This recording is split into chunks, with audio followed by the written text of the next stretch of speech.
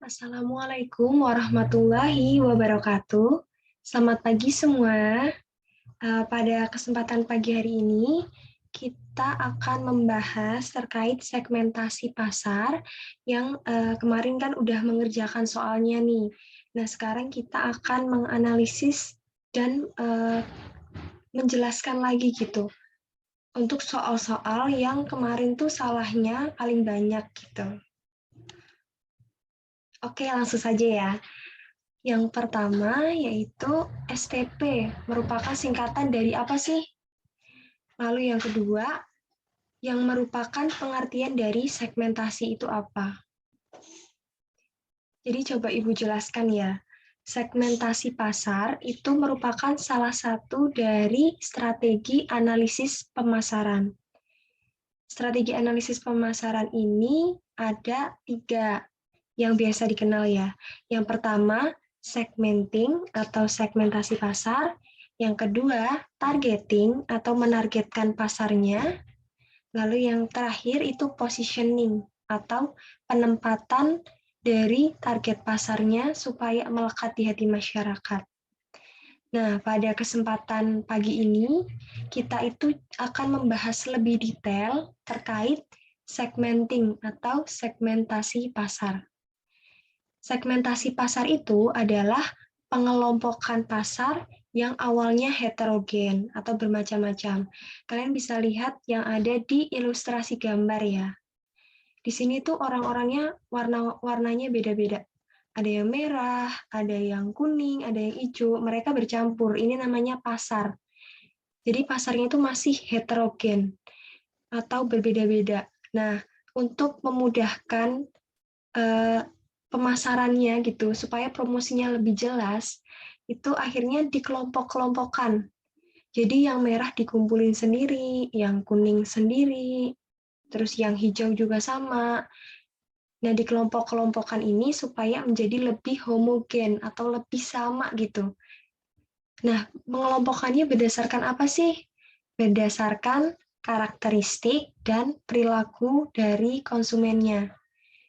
Jadi konsumen yang memiliki karakteristik yang sama akan dikelompokkan jadi satu. Jadi intinya pengelompokan pasar yang awalnya heterogen atau bermacam-macam menjadi kelompok-kelompok yang homogen dengan kesamaan karakteristik dan perilaku.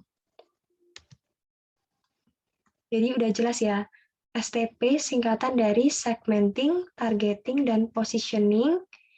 Lalu segmentasi pasar itu apa? Nah, kemarin banyak yang jawab kelompok-kelompoknya menjadi heterogen, padahal salah. Menjadinya itu homogen. Awalnya heterogen. Lalu kita lanjut soal berikutnya ya. Itu berikut yang bukan ya, merupakan alasan pentingnya melakukan segmentasi pasar. Yang selanjutnya, apa sih manfaat segmentasi pasar? Alasan kenapa kita kan tadi udah mempelajari pengertian segmentasi pasar nih kan, pengelompokan tuh. Sebenarnya kenapa sih harus dibuat segmentasi pasarnya?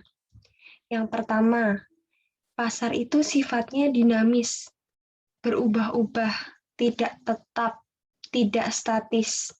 Artinya, pasar itu dari waktu ke waktu itu akan terjadi perbedaan. Misalnya kalian memasarkan sekarang, lihat pasar sekarang nih, bulan depan belum tentu pasar itu kondisinya akan sama. Yang mempengaruhi apa sih? Ada banyak sekali. Contohnya selera masyarakat yang berubah. Contohnya aja tren baju. Kan setiap bulan, setiap tahun itu ada tren-tren yang berbeda. Selera itu bisa mempengaruhi. Terus bisa juga kondisi geografis. Yang semakin ke sini misalnya udara semakin panas, maka bajunya akan cenderung berbeda dengan orang-orang zaman dulu yang mungkin masih banyak sekali pepohonan, jadi cenderung lebih dingin.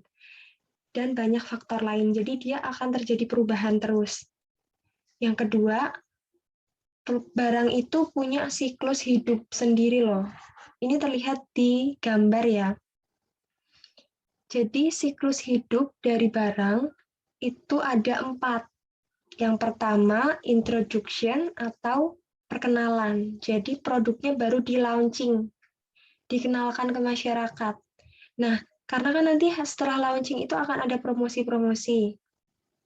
Nah, selanjutnya akan masuk ke tahap kedua, atau growth, tumbuh, berkembang, mulai dikenal.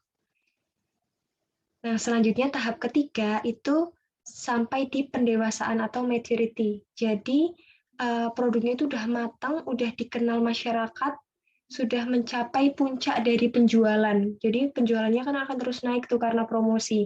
Nah, sampai titik di mana itu udah sampai mentok gitu. Udah nggak nambah lagi karena ada perubahan selera misalnya. Jadi barangnya itu akhirnya kurang diminati, terus belum lagi ada pesaing. Akhirnya siklus hidupnya itu dia turun. Karena udah mulai menurun penjualannya, labanya juga turun, kayak gitu.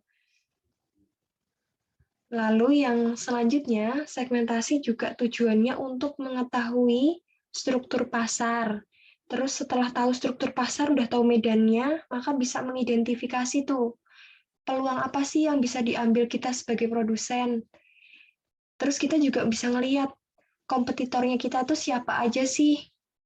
Terus segmentasi juga akan memudahkan pemasaran, karena kan udah tahu nih, oh karakteristiknya kelompok ini tuh A, berarti untuk pemasarannya aku harus melakukan ini supaya produkku laku di kelompok A misalnya. Jadi untuk memudahkan karena udah seragam, jadi kalian akan cenderung lebih mudah menentukan strategi pemasaran yang tepat untuk tiap kelompok itu kayak gimana sih? Gitu. Nah, jadi segmentasi itu adalah faktor kunci untuk mengalahkan pesaing. Karena pesaing itu banyak, kalian harus bisa melihat peluangnya. Kalian bisa mengidentifikasi musuh kalian siapa. Terus kalian bisa membuat strategi pasarnya supaya bisa mengalahkan lawan-lawan kalian, pesaing kalian, dan bisa mendapatkan hati dari konsumen.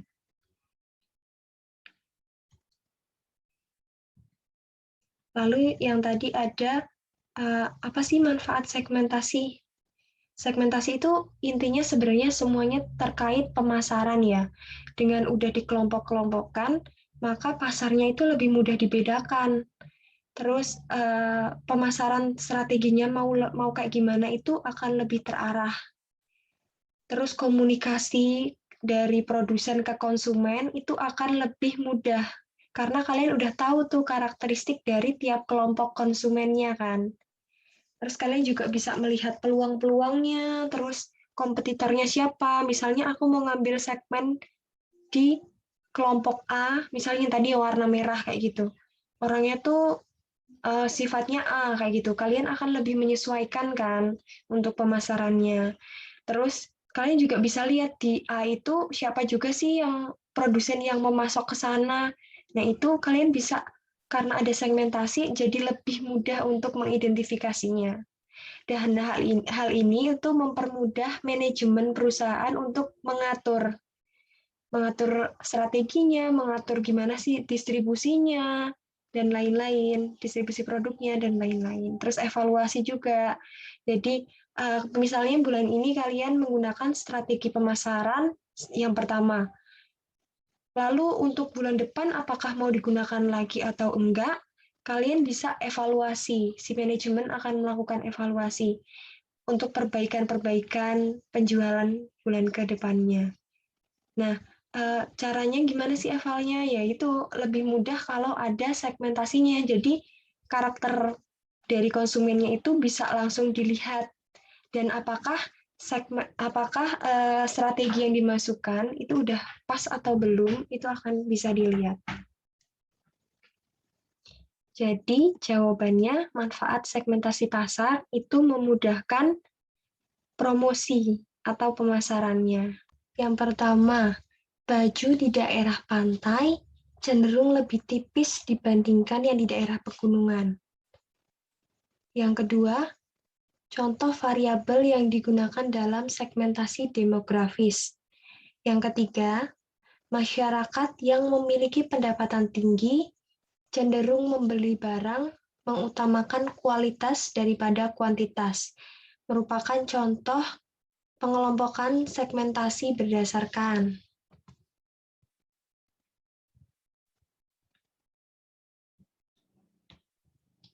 Kita langsung masuk ke segmentasi pasar itu ada apa aja sih?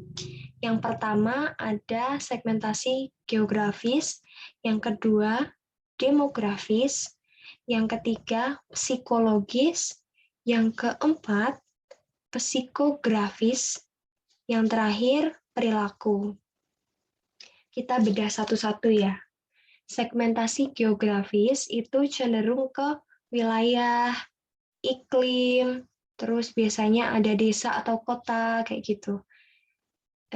Contohnya ya tadi yang ada di soal, baju di daerah pantai cenderung lebih tipis daripada di pegunungan.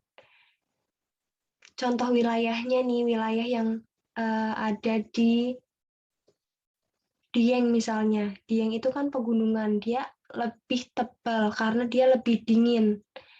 Beda sama yang di daerah pantai misalnya yang ada di Gunung Kidul, tapi yang pantai-pantai itu kan cenderung udaranya itu lebih panas ya. Nah, itu yang membuat kondisi geografis ini contohnya adalah pantai yang cenderung masyarakat di daerah pantai yang cenderung lebih tipis. Dan di kondisi geografis ini mempengaruhi pengelompokan segmen pasar. Lalu yang kedua ada demografis. Demografis itu biasanya usia, terus jenis kelamin, penghasilan, pekerjaan, pendidikan, terus kewarganegaraan. Biasanya hal-hal yang kalau kalian sering lihat di balai desa, balai dusun gitu suka ada demografis. Nah, itu isinya ya hampir-hampir sama, ya pengelompokan berdasarkan itu. Usia, jenis kelamin, dan lain-lain. Jadi contoh variabel yang digunakan dalam segmen pasar demografis itu ada umur dan jenis kelamin. Karena kalau kecamatan kabupaten, maka dia masuk geografis. Terus yang lainnya nanti misalnya gaya hidup dan status sosial, nah itu ada di segmen selanjutnya ya. Terus masyarakat yang memiliki pendapatan tinggi. Pendapatan ya, pendapatan atau penghasilan itu sama. Nah, itu demografis. Lalu yang ketiga, itu ada segmen psikologis. Jadi, variabel utamanya adalah psikologis khusus, misalnya motivasi seseorang, terus kepribadian, persepsi, pengetahuan, dan sikap, itu biasanya akan mempengaruhi dia akan membeli barang apa. Misalnya orang yang girly, kepribadiannya dia cenderung suka banget feminim kayak gitu, maka dia biasanya cenderung suka warnanya pink, pastel, kayak gitu-gitu kan. Nah, kalau orang yang manly banget, yang laki banget, biasanya cenderung sukanya warna hitam. Nah, itu contoh-contohnya ya. Dan masih banyak yang lainnya. Terus yang keempat itu segmen psikografis. Biasanya itu kelas sosial, terus lifestyle atau gaya hidup, terus kepribadian orang itu menyesuaikan. Nah, itu psikologis itu sama psikografis itu kadang bersinggungan karena emang mirip ya. Tapi psikografis itu lebih cenderung ke gaya hidup sih. Jadi contohnya aja orang-orang kota itu biasanya lebih suka makanan junk food atau makanan cepat saji yang apa-apa itu cepat, yang bahkan bisa drive thru, jadi sambil naik kendaraan udah jadi tuh makanannya saking cepatnya. Terus udah yang simple-simple, makanya saus-saus lah kayak gitu. Beda sama mungkin orang yang gaya hidupnya lebih sehat, lebih tradisional, dia cenderung bahkan kayak misalnya mau makan sayur itu dia bertani sendiri, berkebun sendiri, mau makan buah dia nanam sendiri kayak gitu. Dan masak itu lebih suka masak ya dari cabai merah dan lain-lain, terus berambang bawang itu masak sendiri gitu. Daripada dia beli terus yang makanan cepat saji yang udah tepung-tepung, udah goreng kayak gitu-gitu. Jadi gaya hidup itu mempengaruhi, itu cenderungnya ke psikografis. Kalau psikologis itu lebih ke sikap, pengetahuan, persepsi, kepribadian. Lalu yang terakhir, segmen perilaku. Didasarkan pada pengetahuan lagi dan sikap penggunaan reaksi terhadap suatu produk. Jadi ini lebih ke individual lagi, lebih spesifik. Tiap orang itu punya sikapnya masing-masing, punya kebutuhan untuk menggunakan barangnya masing-masing, dan itu ditentukan oleh perilaku orang-orang itu. Jadi kalau mau beli sesuatu itu menyesuaikan orangnya, perilaku orangnya. Seperti itu. Lalu ini yang terakhir, berikut merupakan faktor pengelompokan segmentasi internasional. Kecuali, ini ada beberapa yang salah ya. Sebenarnya di teorinya udah jelas, segmentasi internasional itu segmennya ada 4 faktornya yang mempengaruhi. Yang pertama, geografis. Geografis sama seperti tadi, wilayah. Jadi misalnya ada daerah Timur Tengah, terus ada Uni Eropa, ada Amerika Latin misalnya, terus ada Eropa Barat, Eropa Timur, itu kan kelompok-kelompok berdasarkan geografisnya. Dan tentu misal barang-barang yang dibutuhkan di tiap wilayah itu pasti beda-beda. Terus faktor ekonomi. Faktor ekonomi itu ada negara maju, negara berkembang, ada negara miskin. Untuk menjual suatu produk dengan harga tinggi itu kan pasti yang penting kualitasnya bagus terus harganya mahal, cenderung ke negara yang maju ya, yang pendapatannya pada tinggi-tinggi. Masa menjual produk mahal ke negara miskin yang makan aja susah. Nah itu kan nggak pas, makanya perlu dibuat segmennya. Terus yang ketiga ada faktor politik dan peraturan. Nah ini sebenarnya tiap negara itu punya politik dan peraturannya masing-masing ya. Misalnya Indonesia sama Amerika tentu beda. Nah, makanya perlu ada segmen-segmen negara-negara mana sih yang mirip-mirip kayak gitu peraturannya, sama mana sih yang beda banget, jadi nggak bisa produk yang sama dijual di negara itu karena aturannya beda-beda. Misalnya, mungkin peraturannya kalau di Indonesia itu alkohol dilarang. Jadi nggak boleh tuh alkohol. Bisa jadi nih di negara lain, misalnya di Korea atau di Amerika, atau negara-negara yang dingin, yang seperti itu mungkin boleh kayak gitu peraturannya. Jadi peraturan itu yang mempengaruhi segmentasi pasarnya. Jadi kalau jual alkohol terus di Indonesia itu mungkin akan lebih sulit gitu. Lalu yang keempat itu faktor budaya.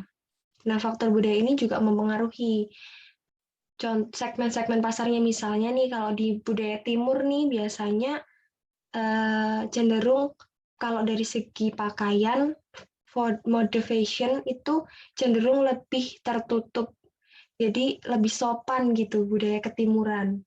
Tapi kalau di negara barat mungkin yang lebih liberalis, maka gaya berpakaian dan segmen untuk bajunya itu bakal beda. Mungkin mereka lebih terbuka, yang perempuan nggak masalah. Tapi kalau negara timur itu cenderungnya biasanya sih lebih tertutup ya. Seperti itu adalah contoh-contohnya. Dan di sini udah jelas jawabannya, yang bukan, yang kecuali itu adalah teknologi. Mungkin cukup sekian dari Ibu. Banyak kurangnya mohon maaf. Mungkin kalau masih ada yang ingin ditanyakan, bisa ditanyakan di komentar Google Classroom, atau bisa juga komen langsung di